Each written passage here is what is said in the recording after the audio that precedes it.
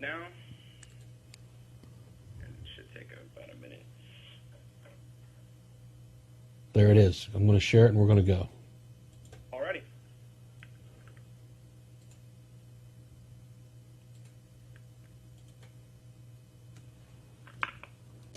Welcome to our bonus 10-minute interview with Andrea Young as she seeks the Republican nomination for the District 3 County Commission seat in Brevard. Andrea, thanks for sticking around for this extra time. We had some issues we didn't get to on the radio, so let's jump into those. And let's start with Tourism Development Council. They've recently awarded some grants to folks promoting their events. One of them for the gay pride events in Brevard County. I'm sorry, I got a problem with that. I mean, they're doing wine and food festivals and things like that. Gay pride event appropriate for tax dollars to go to?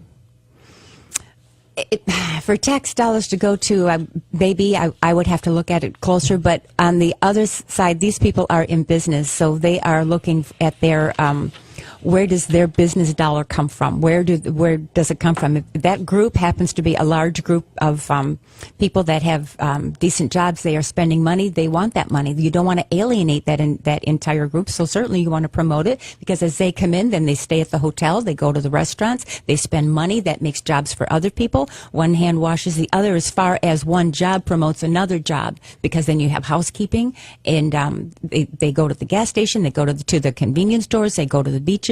And just to coin something I heard from a very smart man a while ago, stay at the beaches, visit the park. Does that sound familiar? I have heard that before. Yes, I thought you might have heard that before. So yes, so that promotes stay at the beaches, visit the park. It's not gay people stay at the beaches. It's everyone. But now if that's a group that they can help, that they can bring in to where they are, and that brings money to them, then that's what they're there to do. They're not there. They have to answer. They have people that depend on their jobs. That allows them to do that, to stay in business. All right, very good. Let's another issue that has come in front of this county commission, still pending in some regard.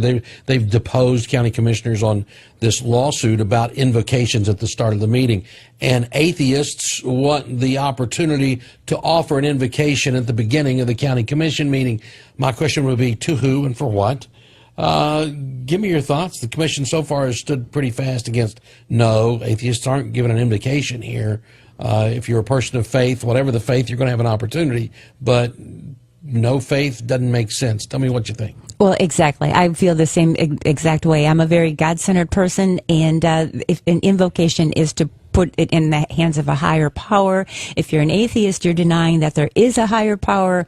So no, I would be a no vote on that also. I'm going to stick with it the way it is. Okay. We have had in front of our school board an agenda from that same LGBT group that may be holding the Pride event that we talked about earlier.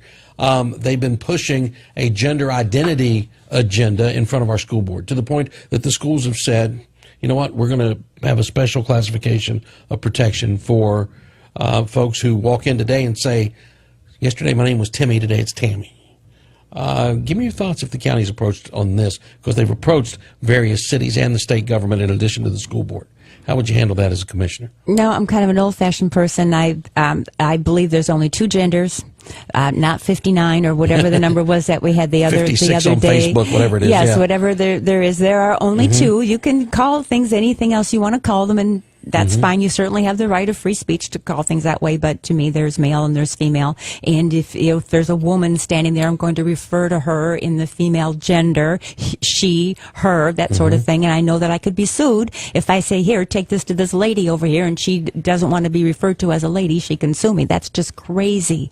But boy, they have turned it upside down. It's amazing. It is upside down, and this is not surprising, but that doesn't make it right. So that's kind of where I stand. I'm kind of in the normal. I shouldn't have said normal. Now I'm really going to get letters. I do that when the school board's on, because that's the word I use. Okay, let's talk normal and abnormal. It's the truth, and don't be afraid of the word. Normal is what most people are.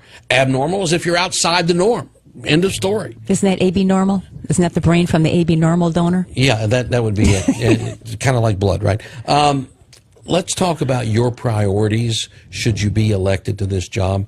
what are the things you want to accomplish? What do you see as the things you need to do if you're the commissioner from this district? Well, we need to keep our residents safe and secure. There are so many things happening now that, as far as terrorism goes, that's what I'm referring to, and we are kind of open for that because Brevard is such a long county, and we have so many cool things here, and we have entertainment where we have large amounts of people in a small area.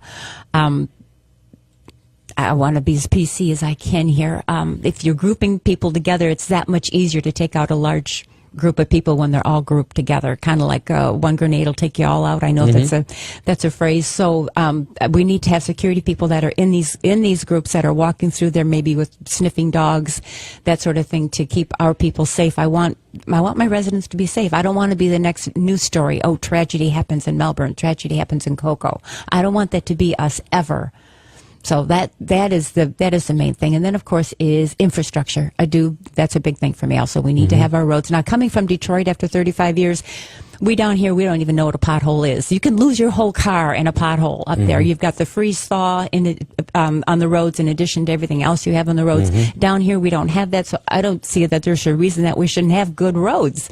We don't have that. We just need to prioritize our roads that need to be repaired, budget for it, and fix them and keep them maintained.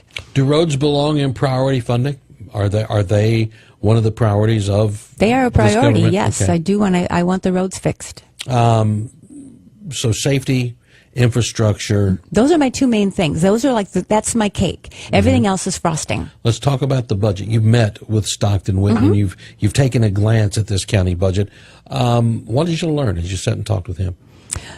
Oh my gosh, out of that $1 billion, there's a whole lot of things that are mandated, things that you have to pay for. You have no choice whatsoever. And certain things that you have to fund, you have no choice over that.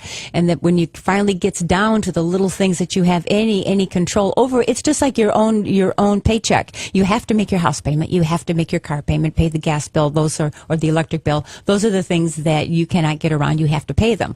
When it comes back down to what you have left over, that's what you go to Publix with. That's what you go to Walmart with. And so you have total control over that. And how wisely are you going to spend the money that you have left? It's kind of like your own paycheck, only on a lot larger scale.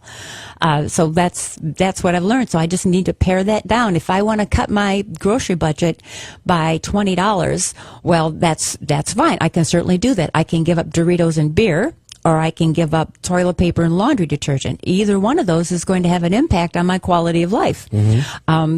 So it's what am I willing to live with if I'm going to do without that? So I can still cut my grocery bill by $20. It's just what am I going to be left with? Very true. That would be stinky clothes. Because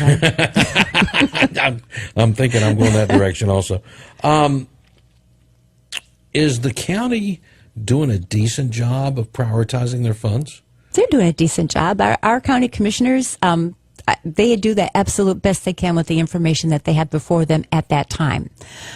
So I don't have any complaints against the county commissioners. Yeah, we're giving $500,000 to charity every year and claiming that we've got a crisis. Yes, but that was not a 5-0 vote. There were two that did not think that was the correct thing to do, and as I mentioned, I would have been the third vote on that. So, and we do have 3 new commissioners coming on now. So people have different opinions for different things, different priorities. So, well, yeah, I understand that. That's part of the deal.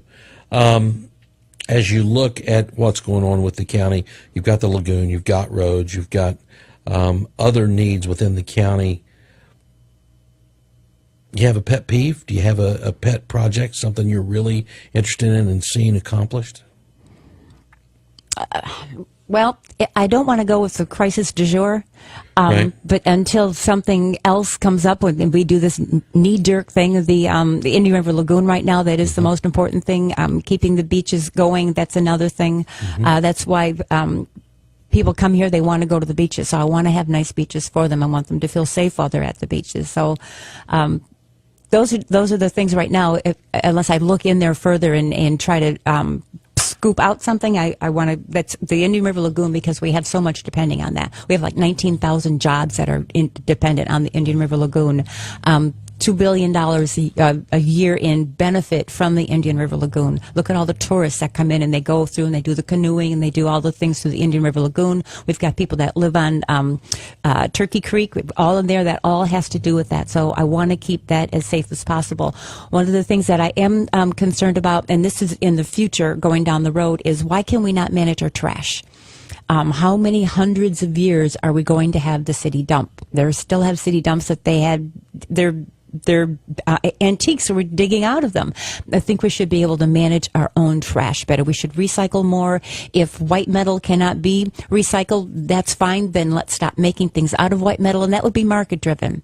If people want their refrigerators and stoves and washers and dryers made out of something that can be recyclable, that would be driven in the market, and the manufacturers will find a way to make it that way. That's all dependent on the market. That's why I love the free market. All right, very good. Sadly, we are out of time. That 10 minutes goes very quickly. If folks want more information about you or your campaign, best way to get it? Andrea2016.com. Very good. Andrea Young, thank you very much. It was good having you in here. Thank you. We'll see you next time right here on WMMB's video page or on Facebook Live. Thanks for being here yourself.